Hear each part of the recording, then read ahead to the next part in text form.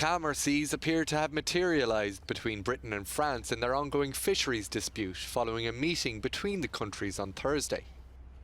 For one, a British trawler detained at Le Havre was released by French authorities on the eve of the talks. The vessel was seized last week under accusations it had been illegally fishing in French territorial waters. And it was handshakes and smiles as Britain's Brexit Minister Lord Frost and French European Affairs Minister Clément Beaune sat down to begin the negotiations. For now, the trade war between France and the UK appears to have been eased. France have suspended imposing sanctions in a bid to continue necessary dialogue. However, the French government spokesperson Gabriel Attal warned that all options are still on the table. If the UK continues to deny licences to French vessels looking to fish in UK waters, France may still prohibit British boats from offloading at its ports.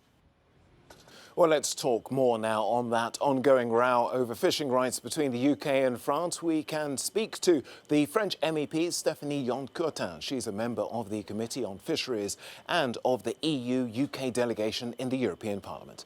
Well, thanks for taking time to speak to us here on the programme. What's your stance on this ongoing spat between the UK and France? Well, I think in these ongoing discussions we have two key words in mind: pragmatism and determination. So I very much welcome this ongoing discussion and the gestures of appeasement, let's say, in particular the postponement of the retaliatory measures from the French government. Now, you're a member of France's La République En Marche. Do you think President Macron has helped or hindered matters with some of his comments over the last few weeks? Well, I think the President Macron and the government have taken really brave and courageous decision first saying that there would be retaliatory measures in case the agreement is not respected, and at the same time proposed to postpone them till the end of the discussions. So I think it's somehow a very good sign, a very good signal of discussions, of willing to with a key partner to discuss. You think it's a good sign before going into negotiations to threaten the other side?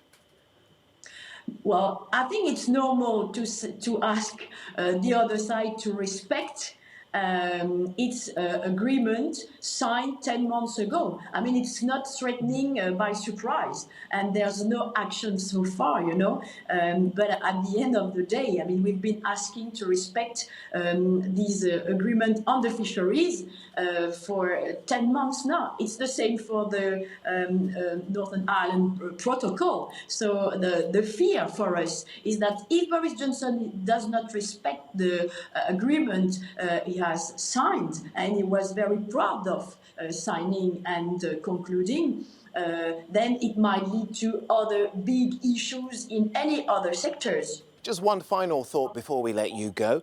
Do you see any areas, or what do you see as the areas of compromise? Well, the areas of the compromise is just to make sure that the agreement is applied, and that's it. I mean, we are not negotiate anything. We are just now on talks to make sure that the agreement is applied. So and so that's it. And I understand that the French authorities have already compromised in reducing the number of licenses. So that's about a good compromise. And the other compromise is to say, look, let's discuss, and for the time being, wait for the retaliatory measures, suspend them, to make sure that we first try to get an agreement and a consensus on that, and make sure that we agree on this agreement and we respect and apply it on the whole, and only the agreement.